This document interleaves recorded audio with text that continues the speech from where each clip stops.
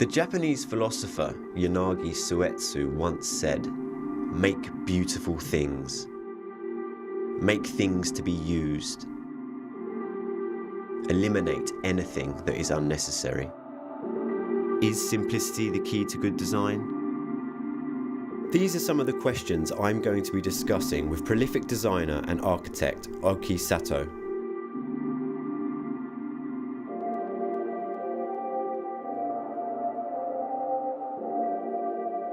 Oki Sato is known for working on roughly 400 projects at a time.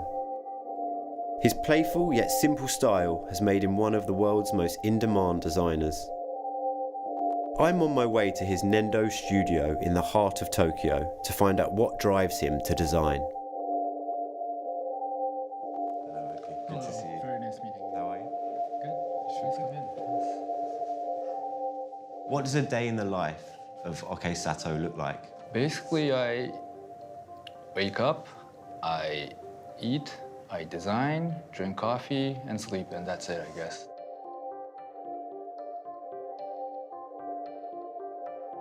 Designers are kind of close to a chef. Some designers enjoy working on certain kind of vegetables or kind of meat or whatever, but I'm more like a mother trying to cook something, and you open the refrigerator and you find bits and pieces of things, and then you just come up with new ideas. So I want to design things really. Do you have a bigger white surface? Right, good, perfect. That's gonna look really cool.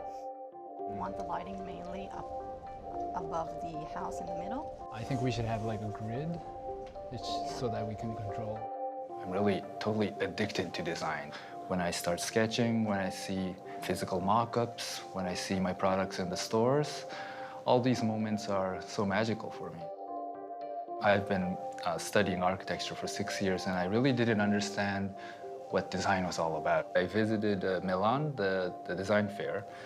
Like, architects were designing teacups, and interior designers were designing cars, and everyone was very borderless. I felt that this was the place that I wanted to be.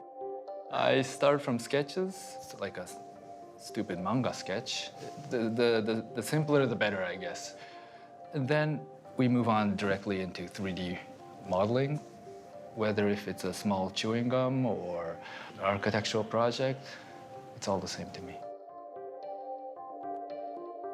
Do you agree in principle with the famous Dieter Rams maxim, less but better? It's not about minimalism, but the idea has to be very simple. Less is better, less is more. But in my case, an object has to be functional, but has to be fun, because the word fun is inside of function. I guess I'm not really interested in colors or aesthetics, but it's the story behind the object. An object has to be talkative. It has to tell an interesting story. I want to have my ideas to be like sushi or sashimi, I guess. Fresh, you just cut the raw fish and then you serve. You should not hold your ideas too long, or you should not love your ideas too much. How and where do you find inspiration as a designer? I like to repeat things every day. I walk my dog the same route. I drink the same coffee. When you repeat things, you start to notice the slight differences in everyday life. I feel that these become idea sources. A project has to be environmentally friendly, it has to be user-friendly. It's one of the most important factors that you have to think about when you are a designer.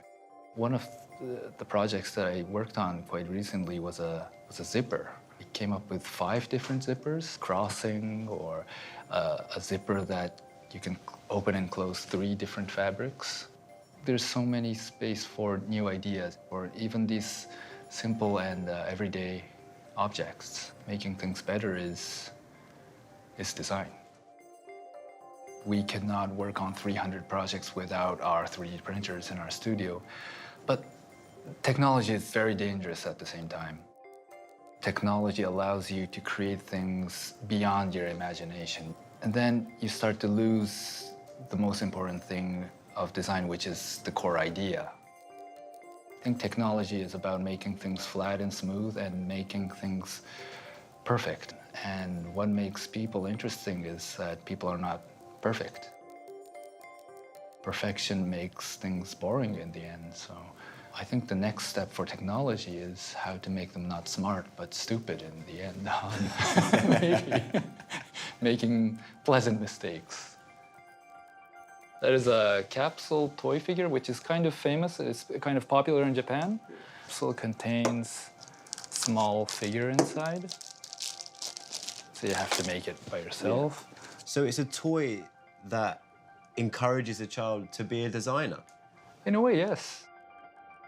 Quite recently, we made a picture book for children as well. Okay. And the main character is a mug cup. So it's about explaining what a handle is, or what the rim is, or how to see things from a different point of view. And then the cup starts to think, how can we stir the coffee in the mug cup? Self-aware. Very dangerous. The book maintains that minimal aesthetic, but with that whimsical, playful nature. I think it's brilliant.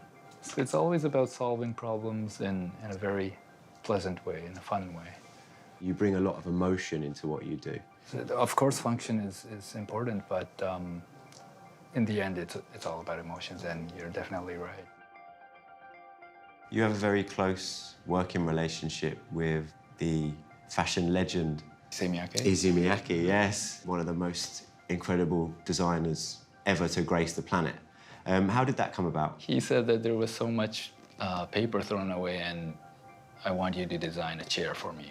And I was in a total panic. I just received the roll of thrown away paper from the factory, and then I cut and peeled, and in the end, it became something like a chair.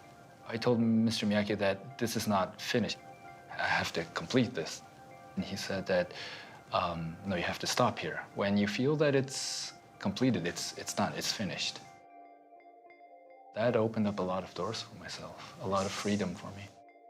Sometimes an idea for a mobile phone ends up for an interior design, or an idea for architecture ends up as a chair. Designers should go with the flow in the end. Would you have any advice for the designers of the future? Choose the first idea.